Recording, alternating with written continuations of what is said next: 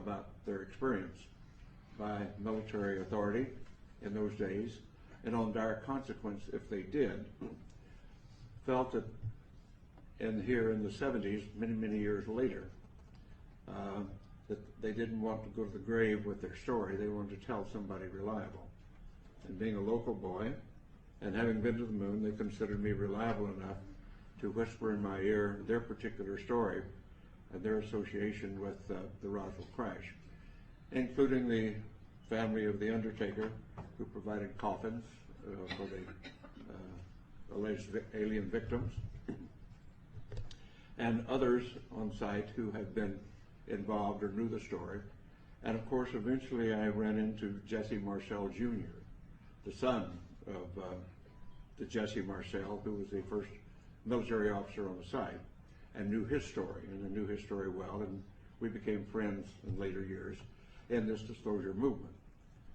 And at some point, about 10 years ago, and I can't remember what date it was right now, when the disclosure movement was going strongly, I came here to Washington with a Navy commander by the name of Will Miller and Dr. Stephen Greer, and we were able to get an appointment at the Pentagon to talk about what we knew, or what we allegedly knew, what we thought we knew, and went and told our story. And the powers that be at the Intelligence Committee of the Joint Chiefs of Staff listened to our story and said, the Admiral said, well, I don't know that story, I don't know that that's true, but I will find out. So we departed, went on our way, and subsequently learned through Dr. Greer and through Will Miller, and that those stories had been confirmed, and that the Admiral had been denied access when he tried to get into the inner workings of that process. And we had confirmation of that, although that Admiral now denies the fact that this is the fact. So my story is essentially that I do have no first-hand experience with the ET effort, except the fact that I know all of these research people that you'll hear from today, and those some who are not here today, who have spent a long amount of their lives and time doing research into the alien visitation, UFO crashes, and so forth. And I urge that those who are doubtful read the books, read the lore, and start to understand what has really been going on, because there is no doubt we are being visited.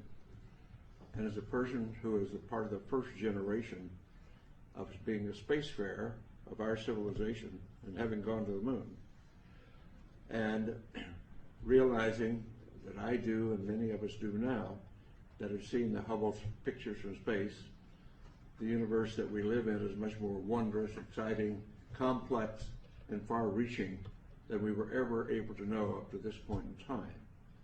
And the fact we have wondered, were we alone in the universe forever?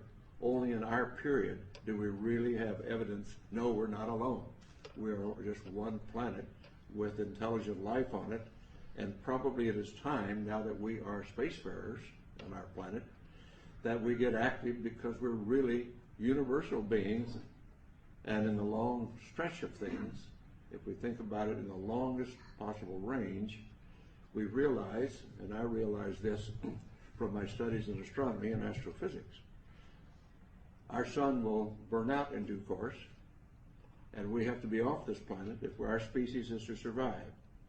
So anybody, any species, any planet that is on around the mainstream star like ours is, only has a finite amount of time on that star before it burns out. And so our destiny, in my opinion, and we might as well get started with it, is become a part of the planetary community of nations, of planets, just like when we were much newer on this planet, and we found tribes over in the next valley or across the next mountain, and we started forming communities then and reaching out beyond ourselves. At this point in human history on this planet, we're now starting, and ready should be, to reach out beyond our planet and beyond our solar system to find out what is really going on out there. And the 20th and 21st century that we now live in, the beginning of the Industrial Revolution really didn't take off until the 19th century. And I tell the story to some of my younger audiences, particularly in schools, that my great-grandparents went across from South Georgia to West Texas in a covered wagon at the end of the Civil War in the 1870s. My family, my father's generation, was involved with going off the planet in aircraft. And less than 100 years later, I went to the moon. So from covered wagons to going to the moon in less than 100 years is a history of the development of our civilization in not our lifetime, but a couple of generations. And so it's time to start thinking in those terms. And particularly since now, in the 20th and 21st century, we suddenly find that due to our expertise and our genius in science and technology, we have exploded our population from under 2 billion at the beginning of the 20th century to over 6.5 billion at this point. And our consumption patterns are clearly indicating that we are utilizing our non-renewable resources at an unacceptable rate, a non-sustainable rate. So we've got a lot of thinking to do about what being an advanced civilization really means. But let's put all that aside for a moment, because we're here to talk about disclosure. And what I am suggesting is it is now time to put away this embargo of truth about the alien presence. And I call upon our government to open up like other governments have, and you will hear about that this morning. Like the Belgians have, the French have, the Brazilians have, the Argentines, the Mexicans have all released their files. It's about time now that we do the same thing and become a part of this planetary community that is now trying to take our proper role as spacefaring civilization. Thank you very much for your time.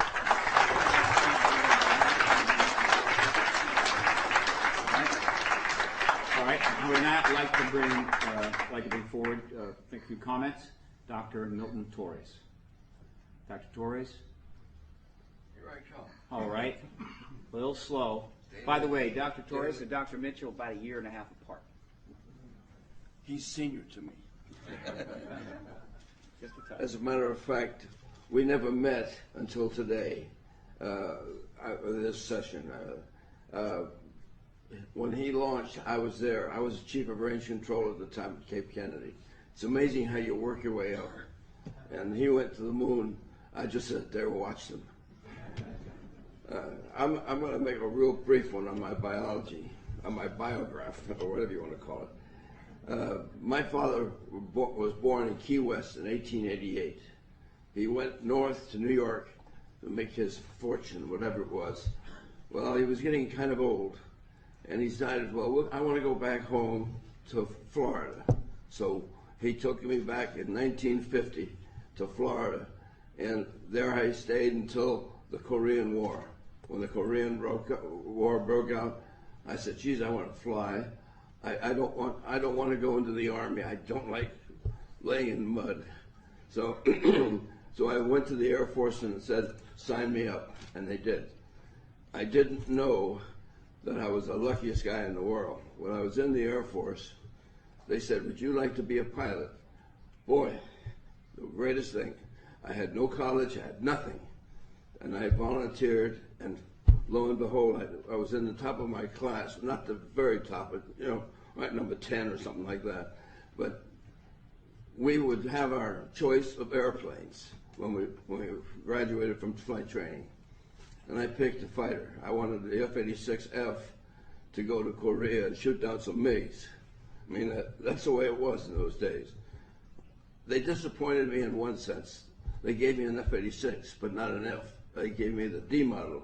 The D model was a new all-weather version so that we could have somebody launch on alert to go after the bad guys, whoever they may be coming